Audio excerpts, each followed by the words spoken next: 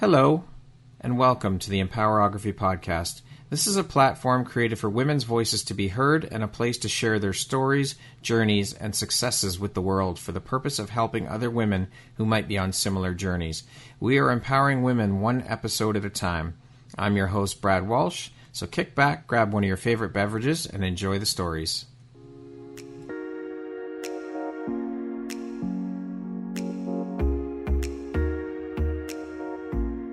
The world needs to hear your message and your story, so don't deny the world of that gift within you that the universe has given you. Someone out there needs to hear your story because it will support them in feeling hope, inspired, and even transformed. Do you want to discover how I help get my clients out of their own way, show up, and confidently share their message? I would love to extend an invitation to you to join me in my free masterclass, Start Your Own Podcast from Idea to Implementation, on Wednesday, April 5th at 1 p.m. Eastern.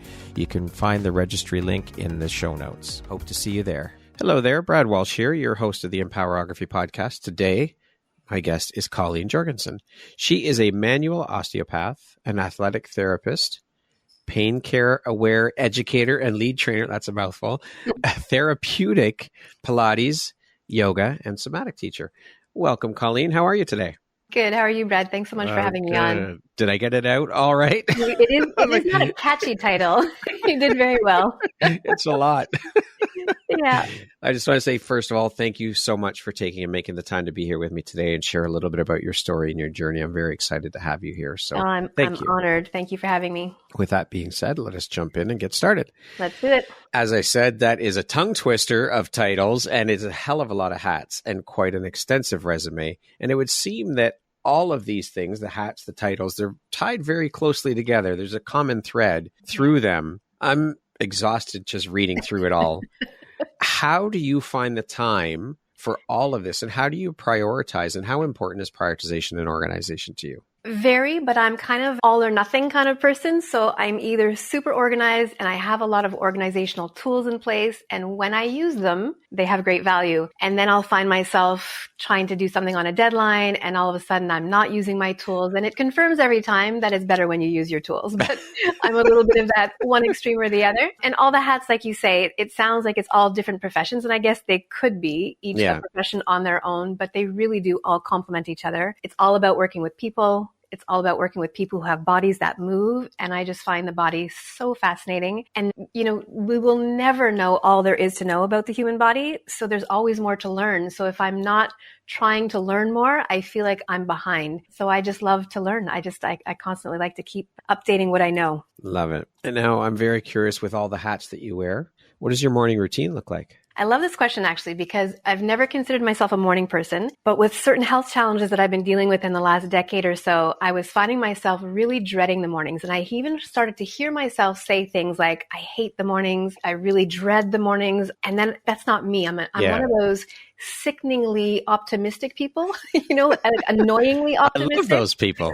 That I always see the glass half full. And I heard myself and I'm like, okay, enough. If you're going to complain about it, if you don't like mornings, let's switch them up.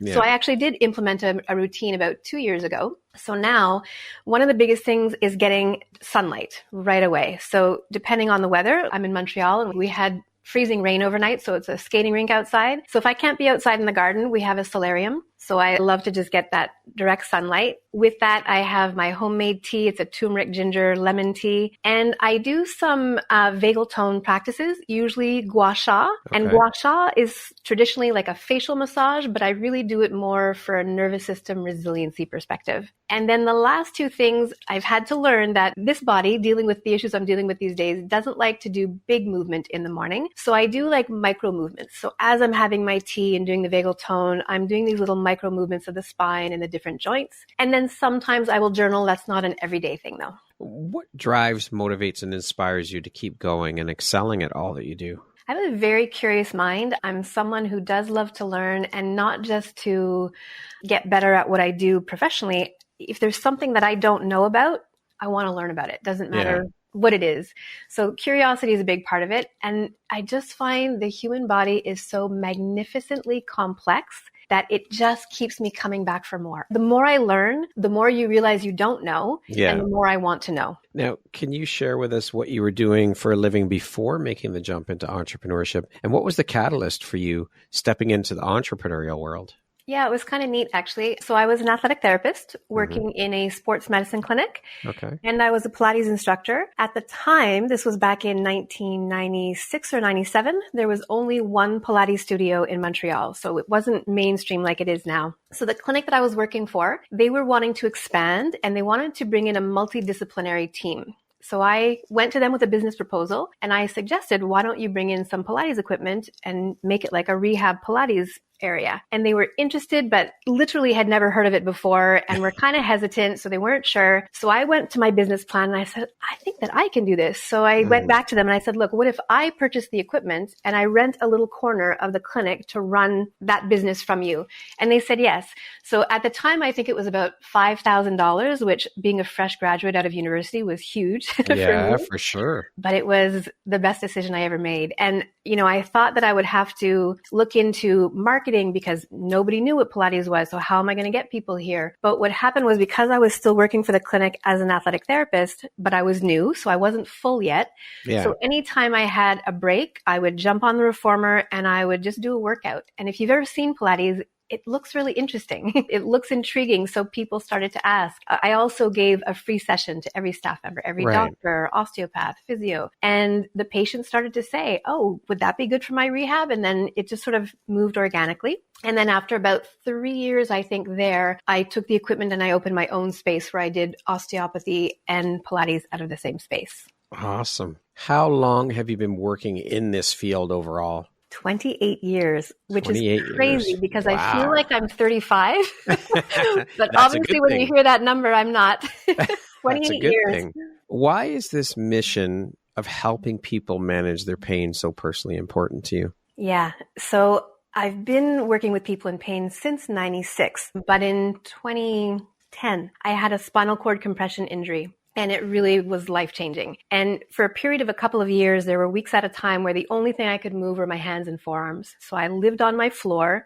I couldn't even move my head, so I could just look at the ceiling. Holy and that was it. Shit. And as awful as it was, and I'll just share because So a couple of years ago, I broke 5 bones in my foot. It was painful. It was quite painful, but there was like a beginning and an end to that pain. Do you know what I mean? Like the rest of me was still okay, even though that hurt quite a bit. And even I had my first spine surgery on my 22nd birthday with 5 years of chronic pain before that. And even though that pain was terrible, I had Sorry, did you say 22? 22, yes. 5 years of pain? You had your first surgery 5 years before that? I started the pain at 17 and finally had surgery at 22. Shit. So it was 5 years of back pain with nerve pain down both legs. So like those pains are challenging, but still there was a beginning and an end to them. And there were parts of me that were still okay. And then in 2010, when I had this spinal cord compression, I still in all these years have not found the words to properly describe it. But it was like it was like the very essence of who I am at my core was being invaded by something foreign. So it touched every single ounce of me. There was no beginning and end to it. And even though that was so horrible and the pain I can only describe as inhuman, I didn't have fear because I understood what was happening. And I understood what was happening because I've been studying the body my whole life. Yeah. But it hit me about 6 weeks into the first episode of that most people don't have any idea how their bodies work. And when they're in pain, they don't know the why. And because they don't know the why, fear takes over and you're afraid to try anything because you're worried you're going to make it worse. Yeah. So you're kind of paralyzed until you get permission from an expert of what you should or should not do. And it hit me in that moment. Well, sometimes, especially where I live, it can be months and months before you see a specialist. So many people don't move forward in those months because they're afraid to do the wrong thing. So I decided in that moment, I need to build something that teaches people, first of all, how does your body work? And then second of all, how can you work with your body so that you can help yourself if you have an injury or pain? So I started to formulate it in my mind, but it took another 7 or 8 years before my health was to the place that I could actually sit at a computer and create the thing that I had been building in my mind. So for those 7 to 8 years, I really did a deep dive. Every time I read something, if it referenced a person or a method or an exercise that I had not heard of, I then bought that book or I took that course. And I just kept doing that because there is no one thing that helps pain. You really have to have this multidisciplinary approach to it. And that's what I did. I spent those 8 years gathering as much information as I could, using myself as a guinea pig, of course. Yeah. And then finally in 2019 or 2020, I launched my 12-week online pain care program, Dare to Heal. And I'm so thrilled with what it is. Amazing. Wow. 17 that started for you. 17. That's fucking crazy. Yeah, it was a little crazy. So pain can be a very complex and subjective experience. How do you define pain, and what factors contribute to its manifestation and persistence? It's a great question. So I'm someone who hates labels. So I don't actually like to define pain, but I will share, and I'm paraphrasing, so I might get a word or two wrong, but the International Association for the Study of Pain has a definition, something like pain is a sensory and emotional experience that is connected with real or perceived tissue damage. So while that is factually correct, it does not resonate with me at all as a person who lives with pain. To me, pain is whatever you living with pain describes your experience to be, because it's so individual. It truly is so individual. Having said that, what we do know now that's newer information is that pain and damage are not the same thing. Pain does not mean that there's damage in your tissue. Pain is more about protection, and understanding that is a huge part of getting to the other side of pain. So when you say, so what holds us in that pain cycle? If pain persists past the point where tissues have healed, so most injuries, regardless of what the injury is, most tissues heal by 6 to 12 weeks. Right. For some people, as the tissue heals, the pain goes down. For others, as the tissue heals, the pain stays at the same level. And for some, tissues heal, but the pain actually gets worse. So how does that make any sense? If the tissues have healed, why is the pain getting worse? And we understand that has more to do with the nervous system and how the nervous system is interpreting the messages that are coming into your body and from the environment. And what happens when pain has persisted for a while, one, neuroplasticity, which can work for us or against us, our brain gets better and better at what it does often. So the longer you've had pain, the better your system gets at producing more pain. Now, the good news to that is that it's plastic, so we can train the brain to stop producing pain. And that's a big part of getting through chronic pain. The second thing is the protective mechanisms. So we're really lucky that we have this nervous system that takes its job of protecting us super seriously. It really wants to protect us well. And it does that through a lot of different protective mechanisms. Things like pain, muscle tension, muscle guarding, joints giving way, muscle weakness, feelings of anxiety, depression, inflammation, among other things. And those things are wonderful if you've done something like maybe you just tweaked your knee, but you're late for the train. So you go to run for the train, but your knee buckles and you can't put your weight on it. That is our incredible system saying, whoa, you shouldn't be putting weight on it right now. So I'm going to do something that makes you pause and take a little rest. Fantastic. But the problem is when pain has persisted, we don't need that protection anymore, but the system thinks we do. So it keeps giving us these protective responses that make us kind of afraid to move. And then it becomes a vicious cycle. Now, the mind-body connection, of course, as we're just talking about, plays a significant role in pain perception.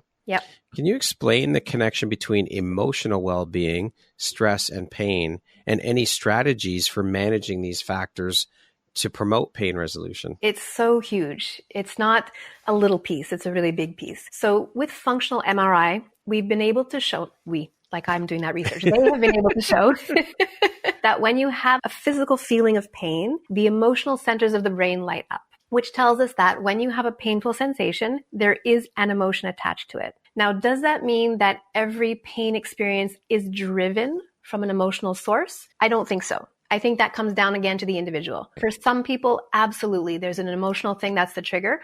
For some, it may not be the source, but if we can figure out what emotion or emotions are connected to the pain or to something associated with the pain, that gives us one more doorway into the solution, because there is no one magic bullet when it comes to pain. Everyone out there who has pain is desperate to find that magic bullet. It does not exist. If it did, there would not be 1 in 4 people in the world living with chronic pain. But what we know to be the most successful right now, and it could change because we're always learning, But right now, what we understand is trying to access the system from as many doorways in as possible. So things like breath, mindfulness, awareness, movement that feels good, self-talk, how you're talking to yourself about pain, how others are talking to you about your pain, your sleep, your nutrition, everything that makes you is going to contribute to whether you continue feeling pain or not. So we need to not get too tunnel visioned with somebody's symptoms, which is very easy to do, especially the person in pain. They want you to put your hands where the pain is. But the tricky thing is that almost always where you feel your pain is not the source of the pain. So we have to be able to say, okay, as much as, yes, let's go ahead and touch that part, we also have to address all the other factors that are influencing it. And all the other factors are everything that it makes you, everything you do, think, say, the people in your life, the environments you're in, it all is going to affect your pain. So we have to try to address all of those different factors. That's a hell of a lot.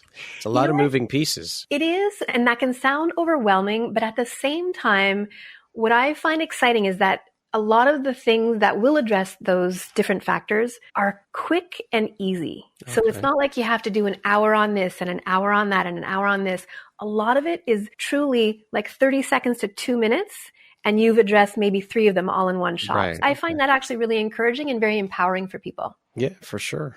As we know, Western medicine or traditional medicine, medical approach often, of course, relies on medication and invasive procedures to help treat the pain. What alternative or complementary therapies do you suggest to patients seeking non-pharmacological interventions for their pain relief? So I'm biased. As an osteopath, I do strongly believe that osteopathy is great for chronic pain. I don't know how I would have gotten through it without my osteopaths. And one of the reasons why osteopathy is so good for chronic pain is because it takes a mind-body holistic approach where you're really looking at how all the systems interact and affect each other. Having said that, osteopathy is not the be-all, end-all. I again think it comes down a lot to the person and what they need, but it also comes down to the person that you're seeking treatment from. So maybe osteopathy is good for you, but I might not be the right osteopath for you. You know, if you come to me and I do all the right techniques, but my personality rubs you the wrong way, it's probably not going to be very successful. So in my case, as an osteopath, I have a multidisciplinary team that don't work with me, but I refer out to these people. And when I don't just do it based on the profession, I also do it based on personality and kind of the energy of the people to make sure that I'm matching people up that are going to gel. And I don't think there's anything that's off the table. There are so many beautiful professions out there that have a lot of value. Acupuncture, massage, physio, athletic therapy, osteo, like there's so many, but it's so individual, and this is not easy for people to hear. It can take a lot of trial and error to figure out, well, what is the right combination for me in this moment? And that changes from one person to the next.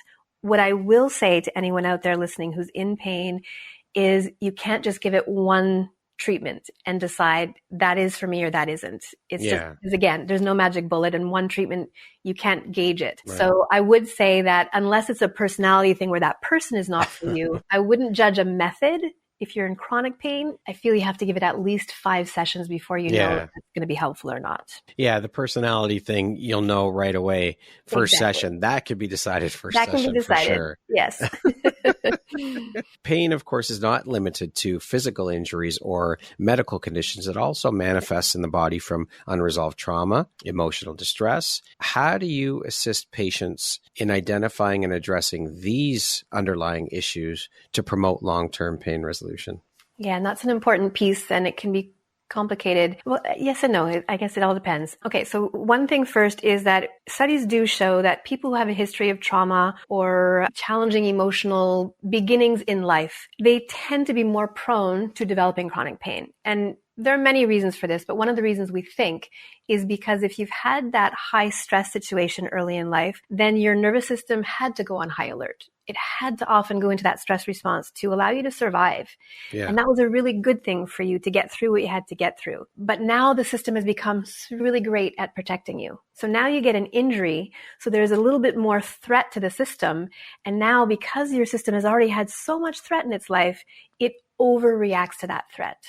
So it's a little bit like what we talked about before. Yes, I'm still going to address the symptoms that person has and whatever we need to do on the physical body itself, but we also need to find the connections like you said. So for example, if I'm working one-on-one with someone, it will happen often that I'm working on an area and they'll start crying or they'll have a memory that makes them angry or frustrated or sad. And first, I just try to create a safe space because I'm not a psychologist, right? But I try to create a safe place where they feel like they've got a container where they're able to explore it. And we try to do that. I try to help them figure out how might these two things be connected. So either when you feel those feelings or these thoughts, where does that manifest in your physical body? Or when working on a certain area or moving a certain area or in a certain posture, what thoughts and emotions bubble up? And what it does is it helps people to sort of put more pieces of the puzzle together, you know, and the more pieces of the puzzle the person has, again, the more empowered they are to figure it out, to figure out that solution that works for them. Love it. Thank you for sharing that. You're welcome. Many individuals that suffer with chronic pain, they have feelings of frustration, of course, and hopelessness and isolation. It's a lot to deal with. How do you approach the emotional and psychological aspect of pain in your practice, and what techniques do you use to support your patients in developing a positive mindset? I'm really glad that you're talking about that because the feelings are challenging, and there's also feelings of grief and a loss of identity. You know, you sort of, all of a sudden you find yourself maybe not able to perform in the profession you've done your whole life, maybe not able to do your role in the family that's typically yours. Maybe you can't get out socially or do the things, the sports or activities that you like to do. So that identity crisis is really challenging. So first of all, recognizing, you know, we have to name it. There's an acceptance piece that is really challenging, but really key. And I had to come to this place myself because for me, for sure, there was a huge identity crisis. I'm such a mover. I've always have been. I express, I mean, you can see. Yes. I can't Very talk expressive. and if I'm standing, I'm moving my whole body, not just my hands. So when I couldn't move, I didn't know who I was. But then you start to realize, well, actually, I'm a lot of things over and above that one thing I do for sport or for play or for creativity or whatever it is. So there's a little bit of that. So partly it's acknowledging, recognizing, naming, and accepting. And I have to preface that accepting doesn't mean that you accept that this is the way you're going to be for the rest of your life.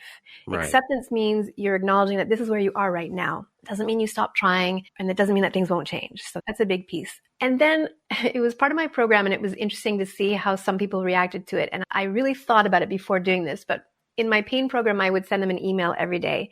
And at the end of the email, I sign off with seek joy. And I knew when I was doing it, I thought, is that going to come off as really insensitive? Because I know that everybody in this program is struggling. And here I am, seek joy. Like just look at the butterflies and everything will be fine. But I didn't mean that. And I knew that in the program, we were going to talk about it. And it turned out to be a good thing. But all of that to say that a lot of people who are living with pain, when they have all of that frustration, hopelessness, you hear them say things like, I'll get back to XYZ when my pain is gone, or once I've had the surgery, or once this is fixed. And life can become very small and contracted when you do that. Yeah. And what we've seen is that you can have pain and you can live a full life and you can experience joy and you can still go out and do certain things. And those two things can be true at the same time. And learning that is huge, because if you live with pain and you stop living, then all you're thinking about is the pain. The pain, yeah. But if you live with pain, but you're living a life that you enjoy, well, now the pain doesn't have as much importance. It's still very difficult, don't get me wrong, but it doesn't take such an important spot literally in your brain, in your thoughts. So if all you're thinking about, that's what's going to happen, right? And that I would imagine it's got to be an incredibly hard space to get into, because you're so focused on the pain because it hurts so much. Yep. It's very a tough. lot of work. It's a lot of work, and it's a fine balance, because part of getting through the pain, but it's being able to bring your awareness to it without getting attached to it, which is not easy. It's a skill that everyone can develop, but it is a skill. So it takes practice and repetition. Now, as we mentioned off the top, you are trained in multiple areas and modalities. Can you speak a bit about these modalities and how you incorporate them into your work? Yeah. So again, they're all highly complementary. So I used to actually have days where I treated manually on this day and I did Pilates or yoga on this day. And now it's more all blended together, and I like it like that. So I like that it's a bit of a one-stop shop for people who come to see me. I like that I'm able to both give them the manual treatment. We work a lot on nervous system resiliency. And if they need postural cues or exercises to go home with, I can put all that together for them. Right. So to me, it's not like they're separate things. Each of those things informs what I know so that I have more tools to choose from with the person that's in front of me, basically. What lights you up or inspires you the most about the work that you do? Oh, so much. A lot. One of the things, a lot of people, by the time they come to see me, they've been through a lot. Mm-hmm. And often they'll say, like, you're the last stop for me. If this doesn't work, I'm done. Like, I just don't have it in me anymore. So often when people come to me, they really are not able to smile. There's like no joy emanating from them at all. And it's heart-wrenching. And it is so rewarding on the flip side when you see someone like that who started that way and they come in one day and they've got a spring in their step and they are smiling genuinely, and they come in and they tell me about this, whatever, this hobby they got back to, or they went back to work, or they went out socially and it was fun and they were able to enjoy themselves. Like that, how can you not keep coming back? Yeah, for sure. And then I think the other two things is I really love a challenge and I like to be surprised. And the human body, again, it's so magnificently complex that it's always challenging. Every time I think I've seen it all, somebody comes in with something I've never heard of before. Or, maybe I'll have found a combination of things that works for this particular issue, and then someone will come with that issue and those things don't work at all for them. So it keeps me on my toes. And because every person is different, literally from 1 hour to the next, my job changes, so I'm never, ever bored.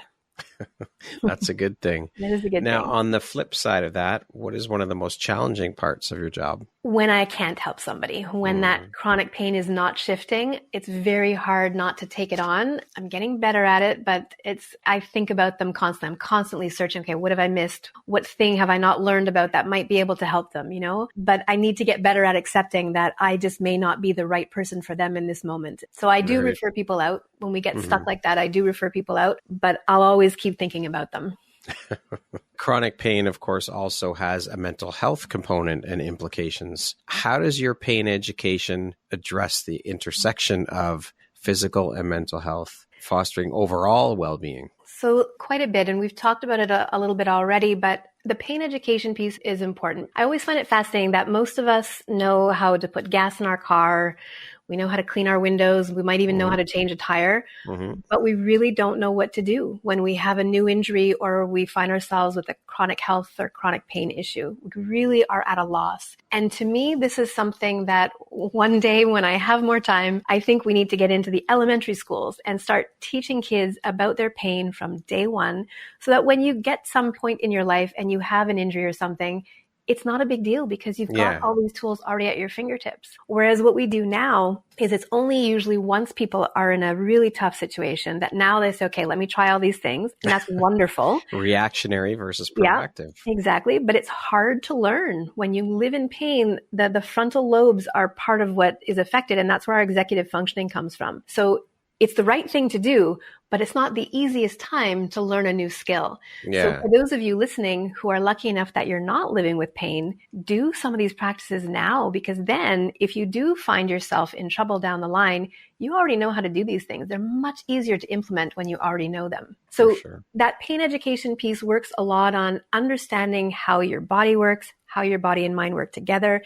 And all of that goes a long way into reducing fear and anxiety, because one of our biggest fears as humans is the fear of the unknown. So if you don't understand how your own body works and why it feels the way that it does, that's really scary. Yeah, for sure. So we work a lot to try to reduce that fear. What is one of your biggest failures, or we'll use the word life lessons or teachable moments, and what did you learn from it? Again, many. But I would say if biggest failures is any time that I don't listen to my gut.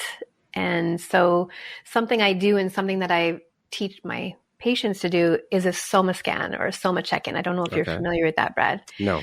So, whatever, if someone asks me to do something and I'm not sure if I want to say yes or no, if you just think about it, your emotions come into play. You don't want to hurt their feelings, or you feel an obligation. There's a lot that comes in, right? And instead, if you ask your body, you literally just get quiet in whatever position, you ask the question, you visualize saying yes, and then you check in. How did my breath react? How did my muscles react? How did my nervous system react? Okay. Now I say no to that thing. I visualize doing that and I check in with those things again. And the answer is usually so clear.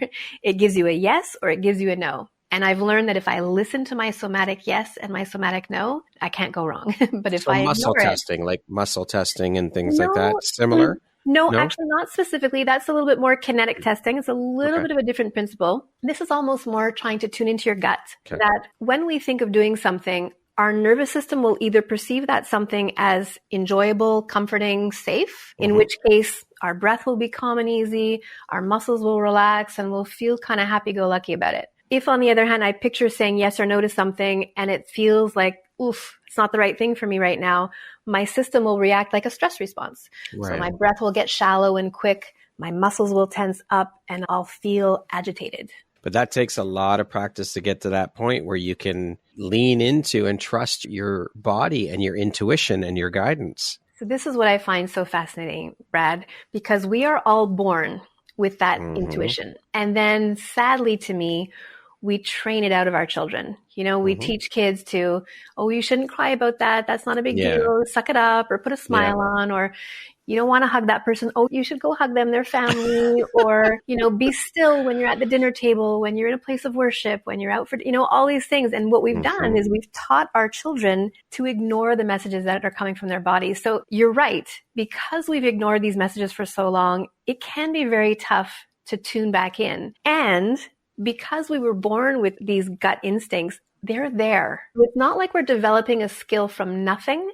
We're just trying to reconnect with something that's always been there, but we just sort of learn to not pay attention to. So they've been conditioned out of us. We've been conditioned out of it. Exactly. So it's harder for some than it is for others, for sure. For some, it comes like this. For some, it takes months. But what I hope people hear is that it's in all of us. We all have that ability to tune into that gut feeling. We just have to remember that there are messages constantly coming from the body and learn how to hear what they're saying and trust them. Tune into them. It's buried deep within us. It is. It's just a matter of excavating it and trusting and allowing that to come through. Allowing. That's a very good word for this. Allowing. What do you think your unique skill set or superpower is that's helped you become successful? This is going to sound cocky, but I don't mean it that way. I have this genuine thought that I can do absolutely anything I put my mind to, like whether it's something physical or intellectual. If I don't know how to do it, I can figure it out. I love that. Now, speaking of success, how do you define that word? What does success mean to you? To me, success is if you're doing something that you're proud of and that lights you up. That just makes you feel happy. What is one common myth about your profession that you'd like to debunk? So it's interesting. Osteopathy has actually been around since the early 1900s, but it's only become more mainstream maybe in the last 20, maybe 30 years, I guess. And it's often thought of as kind of voodoo. And I think that's because it helps so many different things. But it is truly a science-based profession. And the reason it helps so many different things is precisely because it takes this whole body, whole systems approach rather than only targeting symptoms. So I want people to know that it is a science-based profession that works with how the systems all interconnect and interact. It's not voodoo, people. It is not voodoo. Not that there's anything wrong with that. Hey, absolutely. If that's what works for you. If that's what works, 100%. Yeah, absolutely. What does the word empowerment mean to you, Colleen? To me, when I think of empowerment, it's having the confidence to make a decision without the need for validation or confirmation from anybody else. We're going to jump into a little rapid fire section here. So the next grouping of questions just be 2, 3, 4-word answer type thing. Okay. If you're writing your autobiography, what would the title be? Oh, join me on this wild ride. How would you describe yourself in one word? Genuine. What is the one thing you want but cannot buy with money? I would like to have my function back. If you could change one thing in the world, what would that be? I would love for people to be kind to each other. That, you know what? This is one that just... It boggles my mind every time I think about it. Why can't we not grasp the concept of being kind? It's so simple. It doesn't cost you a cent to be kind to someone. It actually pays back. You know what I mean? Like it feeds you. So yes, it could be something as simple as a smile. Absolutely. I think we need, I've been talking with a friend of mine about this, and I think we need to create some kind of course on human kindness, being kind to others, being a kind human. I'm in. There's a lot of people that could learn. from that. I think so. And we can just watch children sometimes, Yeah, exactly. Yeah. What is one thing you love about yourself that is not related to your physical appearance? That I don't ever give up. If you could be remembered for one thing, what would that be? That I made some kind of difference, whether it's personal or professional, that I affected somebody's life in some positive way. And that concludes our rapid fire section. Now back to our regularly scheduled program. I inserted a surprise question for you. This is something new I'm trying out. So this is what did I call it? The $1 million question, we'll say. Ooh. I couldn't come up with a better name. So I get $1 million if I answer it right? No. I wish I had that money to give away. I've got to come up with a better name for it. It's just something I threw together last night at 1 a.m. So if you hosted a dinner party and had to invite one musician, one politician, one famous couple, and a family member, who would you invite? Okay, so you're going to have to say one musician, B.B. King. Okay, a politician. Lincoln. A famous couple. I'm not really intrigued by famous couples. Oh, the Obamas. And a family member. My cousin Jer. Perfect. Thank you. What is one lesson your career has taught you that you think everyone should learn at some point in their lives? Well, it's kind of what we just talked about, that we each have within us such a wealth of resources, and we just need to learn to tune in and use them. Like, there's so much there. There's so much there that is so helpful. And we always think that we have to look outside ourselves for help. And look, that's great. That is my profession. You're coming to me because I'm outside of you and I'm helping you. Great. But I am so much happier when you don't need to come and see me. Of course. Yeah. So absolutely. I really want people to understand that there's so much more to these bodies than what we see on the outside. And you can learn to tap into this resource in so many different ways. As I've heard so many people in the last couple of weeks refer to them as our meat suits. I heard that interview. I thought that was great. We are much more than a meat suit. Yes. If you could step into my shoes, what question would you have asked yourself that I didn't ask you? You didn't ask me anything about nature and animals, both of which are a big influence on who I am. Okay. Share a little bit about that. Just that I grew up loving the outdoors. We used to go to a cottage up north and spend a whole day outside. And I was constantly finding stray animals. They would just end up in my path and constantly making friends with animals. And I think that's part of, when you connect with animals, there is that kindness. They won't connect with you if you're not kind and if you're not open and if you're not grounded in your own energy. So nature and animals teach us a lot about how to do that tuning in of our own body, I think. For sure. For me, dogs, that they are the epitome and the embodiment of unconditional love. Ugh, I don't think there's any other. When we get home, eh? Like there's nothing like it in the world. You could be gone for 5 minutes and come back. It's like you've been gone for 3 days, right? Exactly. I think they are the only creature on this planet capable of complete, full, unconditional love. Yeah. 100%. Humans, I don't think humans are capable of it. I think not total unconditional. That's it. Tough. With no conditions whatsoever. I don't know. That's a conversation for another day. That's a whole other podcast episode. Who in your life has had the biggest impact on you and why? I've had a lot of teachers and mentors who've been great influences, but I would say the one the most is probably my dad. He's probably the most real person. Like there's just no pretense. He doesn't speak just to be heard. He speaks when there's something to say. So when he speaks, you want to listen. And he carries himself always with honor. So he just makes me want to live a life that is respectful and honorable just because I know he's there and might see it and I would never want to disappoint him. He's just a good example of how to be a good human. There you go. That's it. And that's what it all comes down to, right? It's just being a good human. Yeah. It's a very simple concept. It really is. It is. And he's the one who gave me my love of nature and animals, actually.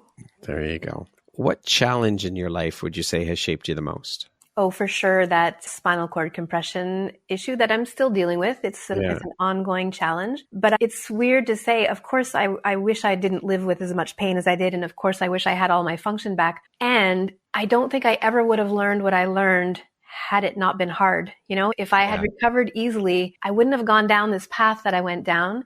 Mm-hmm. And it's given me the ability to be a lot more compassionate. Really, it's allowed judgment to fall away because now I really get that we never know what someone else is going through. And even though I already worked with people in pain, before this, movement came so easily to me.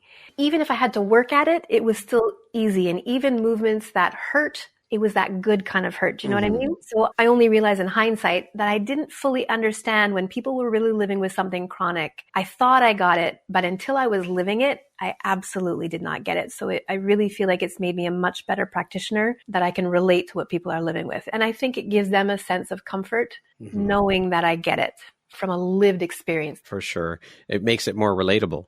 I makes think so. you more relatable to them as well. I mean, it was part of your journey. It helped shape who you are, Colleen. That's for sure. You know, both my grandparents lived with and suffered with chronic pain. My grandfather, his back, he had to retire from work at 39 years old. Oof. And so he had back surgery. The surgeon left a bone chip in that grind. Yeah, it was terrible. And my grandmother, she had heart problems. She had burning mouth syndrome. She had chronic pain because they had to rip her chest open so quickly because they had to take her heart out and take it out of her body and massage it. And she had a quadruple bypass. So she lived with pain constantly. So seeing that, I was like, I don't know how the fuck you two do it. I really don't. It's insane. And they went to doctors, all the appointments, all the specialists. No one could help them. No one. I hear that, and I so wish that I had been able to get my hands on your grandmother to help her out. See if we could have helped her out somehow. Yeah. If you had the opportunity to sit down and have a 1-hour conversation with one woman, any woman in the world, who would it be and why? Harriet Tubman. I would like to even just be in her orbit, to have that kind of courage when everything in the world is against you. To have the courage to do what she did, I would just love to be around her. If you could go back and give your younger self one piece of advice, what would that piece of advice be? Probably, I don't usually let it get in the way, but sometimes it did, to not let my shyness hold me back. Lastly, Colleen, if you were to deliver your last 30-second speech to the world, your corner of the world, your tribe, your people, what would that last 30 seconds sound like? What words of wisdom would you impart? Be kind to each other. You never know what someone's going through. Dare to be curious and explore. Tune in. And whatever life puts in front of you, say yes. Thank you so much for sharing, Colleen. Thank you for being here. Thank you for taking and making the time to share in your story and your journey with me and the beautiful light you put out into the world through all the amazing, helpful work you're doing. I appreciate you, and I'm grateful to have had this opportunity to sit down and speak with you. You're a truly inspirational human being. So thank you. Thank you so much, Brad. I really appreciate the work that you're doing, and I feel very honored that you had me on. So thank you so much. The honor and pleasure is all mine. So thank you. Once again, my name is Brad Walsh, host of your Empowerography Podcast. Today, my guest has been Colleen Jorgensen. She is, we'll go through this long list again, a manual osteopath, an athletic therapist, pain care aware educator, and lead trainer, a therapeutic Pilates, yoga, and somatic teacher. Nice job. Thank you so much, Colleen. I hope you have a beautiful rest of your day. Thank you so much. You too.